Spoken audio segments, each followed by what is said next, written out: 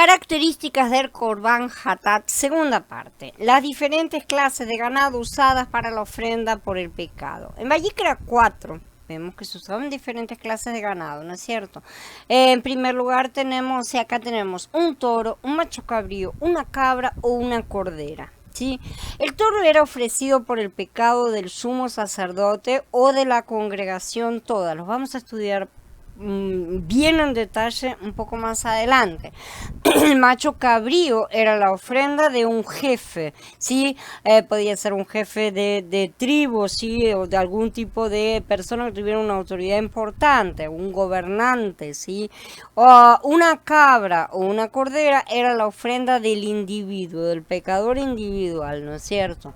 Esto significa que Mashiach, como ofrenda por el pecado, es experimentado por distintas personas en distintos grados, porque no todos los pecados afectan a muchos.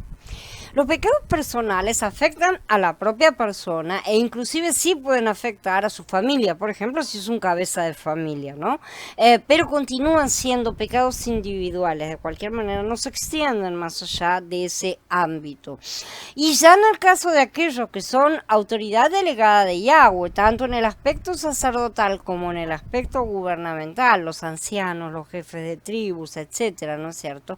Su pecado contamina también a quienes están bajo su autoridad. Esto ya lo hemos estado hablando y esto es indispensable que se comprenda, porque si no, no vamos a entender por qué los justos pueden llegar a ser juzgados junto con los que verdaderamente son impíos en una nación injusta.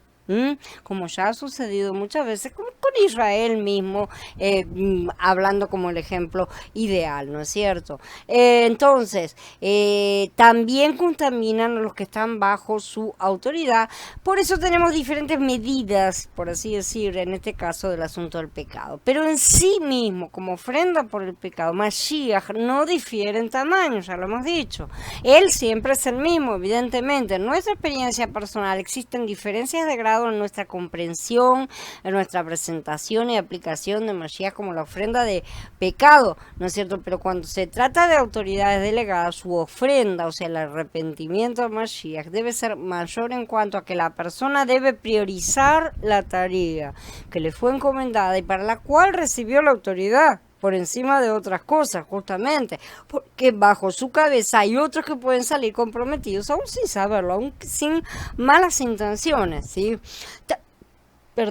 Tal vez un hermano tome a Mashiach como una ofrenda por el pecado únicamente para resolver el problema de su pecado personal, ¿sí? Sin darse cuenta de que tal vez ha recibido cierta autoridad. En ese caso ya no corresponde únicamente la ofrenda personal, sino la del jefe. ¿Por qué? Porque tiene influencia sobre otras personas. Es decir, la comprensión, el arrepentimiento, el sacrificio deben ser mayores. Por supuesto, esto no quiere decir que tenemos que salir a comprar un toro o lo que fuere, ¿no? Sino que se trata de sacrificios mayores.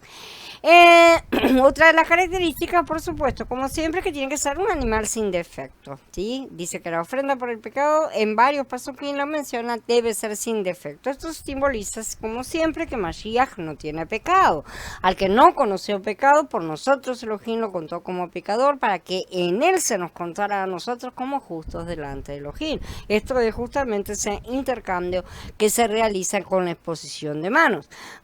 Porque no tenemos un sumo sacerdote que sea incapaz de compadecerse de nuestras debilidades, pues él fue tentado en todo igual que nosotros, pero sin pecado. Dice Ibrim 4. El cuarto punto es justamente la imposición de manos sobre la cabeza de la ofrenda, de que habla Vallicra también en varios pasuquín. Esto representa la unión del oferente con la ofrenda. Era necesario que el oferente traspasara simbólicamente en el plano material, pero es real en el plano espiritual, ¿sí? Sus pecados al animal. Sí, lo estamos traspasando simbólicamente aquí en la tierra, realmente en el plano espiritual. Así también nosotros necesitamos mezclarnos con Mashiach, identificarnos con él para ir en el nuevo hombre a entregar al viejo hombre, justamente. En quinto punto, la ofrenda es degollada delante de Yahweh, ¿sí? Esta ofrenda tenía que ser degollada delante de Yahweh, en la presencia de Yahweh, depende de las traducciones. Esto significa que Mashiach, como ofrenda por el pecado, fue degollado delante de Elohim en su presencia, porque fue la entrega completa de ese sacrificio que él se había ofrecido a realizar. Y Mashiach así fue reconocido como esa ofrenda por Elohim mismo, como dice Yeshaya 53, pero Yahweh escogió quebrantarlo por padecimiento, para que si se puso como ofrenda por la culpa, y ahí continúa, ¿no es cierto? O sea, Mashiach fue el que se ofreció y Yahweh fue el que aceptó, ¿sí? Así fue degollado simbólicamente, ¿no es cierto? El sexto punto es que la sangre de la ofrenda es por el pecado, ¿sí? Tiene 4 diferentes clases de efectos. El primero es que parte de la sangre es traída al Ohel Moed, ¿no es cierto? Y rociada 7 veces de frente al velo del lugar santísimo. Parte de esa sangre justamente era llevada entonces dentro de la tienda de reunión, rociada frente al velo, ¿no es cierto? No sobre el velo, sino frente al velo. Esto significa que la sangre de Mashiach fue llevada al lugar santísimo en los cielos, como dice, ¿no es cierto?, las escrituras, que es el tabernáculo celeste y el modelo del que estaba en la tierra. Dice Ibrim 9, él entró una vez para siempre en el Santísimo, logrando así eterna redención, ya no mediante sangre de machos cabríos ni de becerros, sino mediante su propia sangre. La sangre de Mashiach se hace cargo de nuestra situación ante Elohim en el verdadero lugar santísimo. Como él fue sacrificio y sacerdote al mismo tiempo, él mismo entregó su propia sangre, o sea, su vida, en las manos del Padre. En segundo lugar, parte de esta sangre es colocada sobre los cuernos del altar del incienso, ¿sí? Esto significa que la redención efectuada por la sangre de Mashiach es eficaz para que tengamos contacto con Elohim en oración, como dice Ibrim también en el capítulo 10. Es por eso que debemos orar mediante la sangre, o sea, nosotros tenemos abierto el camino nuevamente a la oración, a la conexión con el Padre, gracias a la sangre de Mashiach.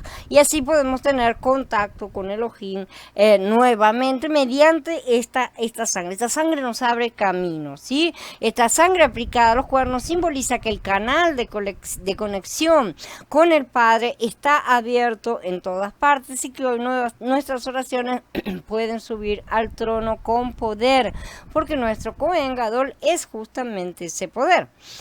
Después también tenemos que parte de la sangre es colocada sobre los cuernos del altar del holocausto. Todas estas cosas se hacían con la sangre del sacrificio. También eran puestos sobre el altar, los cuernos del altar del holocausto. Esto representa la eficacia de la sangre de Mashiach para efectuar justamente la redención, que es lo que se realiza en el altar de sacrificio. La sangre de Mashiach como ofrenda por el pecado nos introduce en la presencia de Elohim, esto es, nos abre el camino al lugar santísimo, ¿sí? Los 4 cuernos simbolizan los 4 vientos, los 4 ángulos de la tierra, o sea, quiere decir que esto es universal, es para todos esta redención y salvación. Nos da la posición y el derecho de tener contacto con Elohim nuevamente, recibir la autoridad una vez dada a Adán y por él perdida.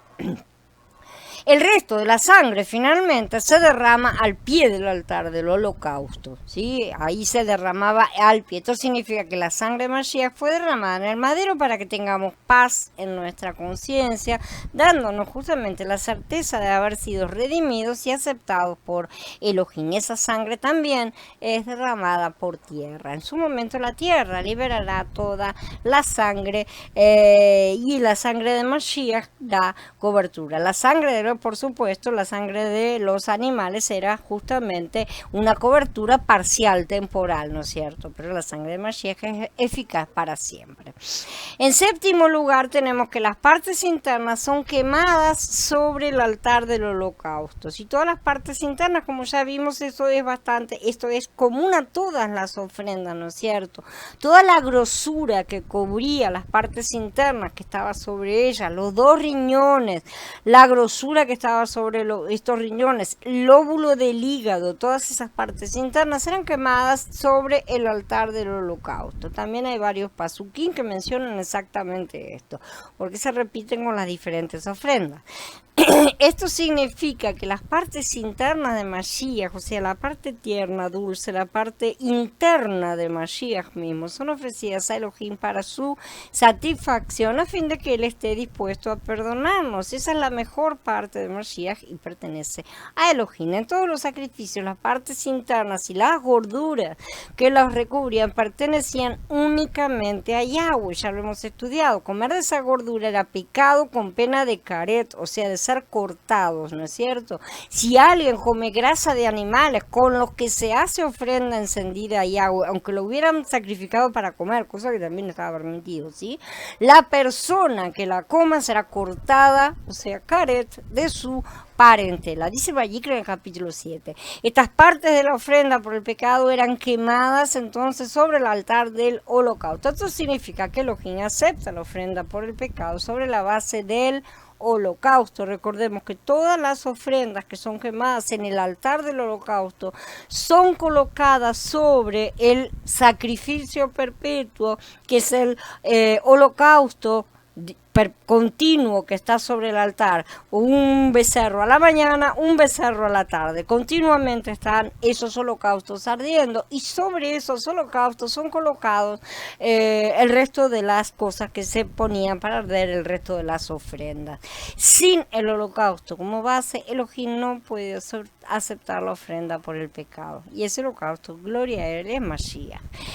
El octavo punto es que el resto de la ofrenda es quemada fuera del campamento. Si toda la ofrenda, incluyendo su piel, su carne con su cabeza, sus piernas, sus partes internas, su estiércol, ¿sí? Porque todo animal que es muerto libera sus intestinos, ¿sí? Era quemada fuera del campamento.